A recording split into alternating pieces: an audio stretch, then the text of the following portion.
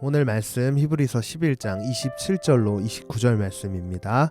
믿음으로 애굽을 떠나 왕의 노함을 무서워하지 아니하고 곧 보이지 아니하는 자를 보는 것 같이 하여 참았으며 믿음으로 유월절과 피 뿌리는 예식을 정하였으니 이는 장자를 멸하는 자로 그들을 건드리지 않게 하려 한 것이며 믿음으로 그들은 홍해를 육지같이 건넜으나 애굽 사람들은 이것을 시험하다가 빠져 죽었으며. 아멘.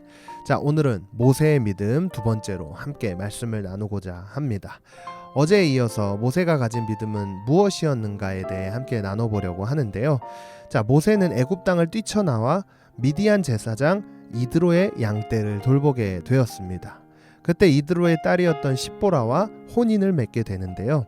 그 땅에서 이제 오랜 세월 지내게 되었습니다.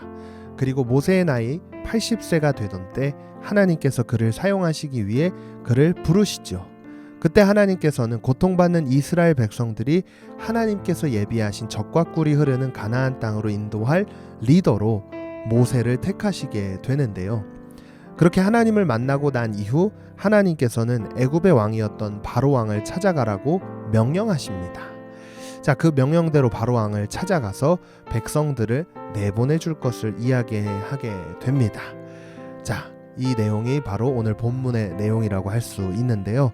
자, 저는 오늘 말씀의 결론부터 좀 말씀을 드리고자 하는데, 오늘 말씀의 결론은 온전한 믿음, 모세와 같은 믿음을 소유하기 위해서는 하나님을 만나야 된다라고 말씀을 드리고 싶습니다. 자, 본문에서 믿음으로 애굽을 떠나 왕의 노함을 무서워하지 않을 수 있었던 것은 모세가 하나님을 대면한 이후 또 하나님을 직접 만난 이후였습니다. 그래서 결국 온전한 믿음을 소유하기 위해서는 모세와 같이 하나님을 만날 때 가능한 것인데요. 그렇다면 하나님을 만나기 위해서 우린 어떻게 해야 할까요? 자, 모세의 삶을 통해 우린 살펴볼 수 있습니다. 먼저 모세는 애굽을 뛰쳐나와 광야에서 40년간 생활을 하면서 자신 안에 있던 잘못된 습관과 나쁜 성품들을 하나씩 부셔나가기 시작했습니다. 자, 그토록 좋은 왕궁 생활을 벗어버리고 광야에서 산다는 것이 얼마나 어렵겠습니까?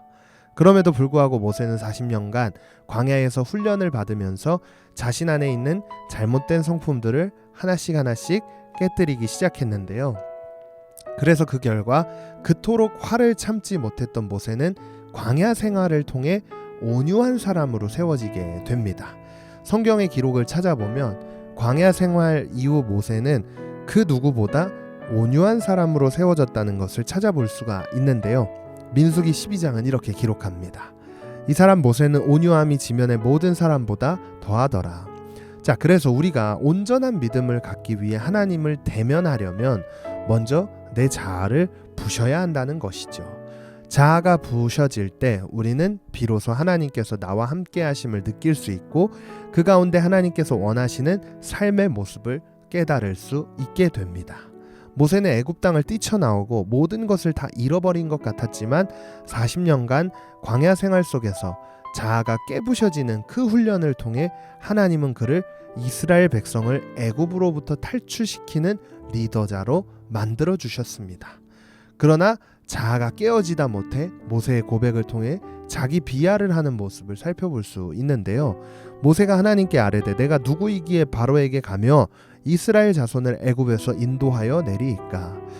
얼마나 많은 훈련을 받았으면 자신을 두고 자기 비하를 하고 있는 모습을 우린 볼 수가 있지 않습니까? 광야 생활을 하면서 모세는 아마도 인간의 삶이 얼마나 부족하고 연약한지를 깨달았던 것 같아요. 그러나 그럼에도 불구하고 하나님께서는 모세를 향해 이렇게 말씀하시죠. 하나님이 이르시되 내가 반드시 너와 함께 있으리라. 내가 그 백성을 애굽에서 인도하여 낸 후에 너희가 이 산에서 하나님을 섬기리니 이것이 내가 너를 보낸 증거니라. 이 말씀이 전도사님도 굉장히 큰 위로가 됐던 것 같아요. 내가 너와 함께 할 것이다 라고 말씀을 하시죠.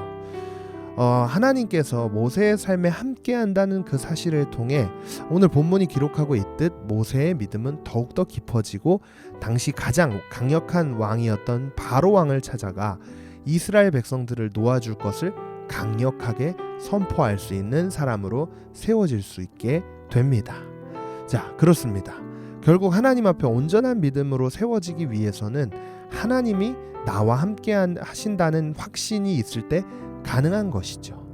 그래서 오늘 말씀을 정리해 보면 온전한 믿음을 소유하기 위해서는 하나님을 만나야 하는데, 하나님을 만나기 위해서는 우리의 자아가 깨어져야 합니다. 자아가 깨어질 때 우리는 우리의 인생의 부족함을 깨닫게 되고요.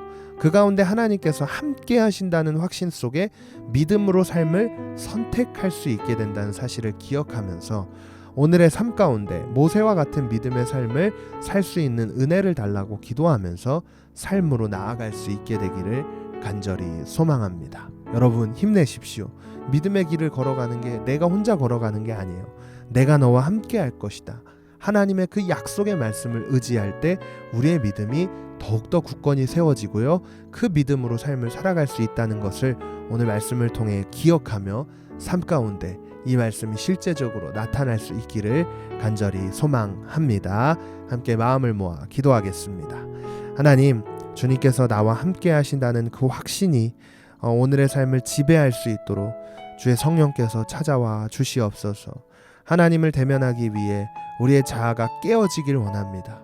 주여, 우리의 마음과 우리의 심령 속에 들어와 주셔서 죄악된 이 모든 자아가 산산이 깨어지며 하나님을 만나고 또 하나님을 만남으로 또 믿음으로 삶을 선택할 수 있는 우리의 삶이 될 수 있도록 주께서 은혜를 베풀어 주시고 성령으로 충만하게 역사하여 주시옵소서. 믿음으로 결단한 우리의 모든 결단 위에 주님께서 함께하여 주실 줄을 믿으며 감사드리며 이 모든 말씀 예수님의 이름으로 간절히 기도했습니다. 아멘.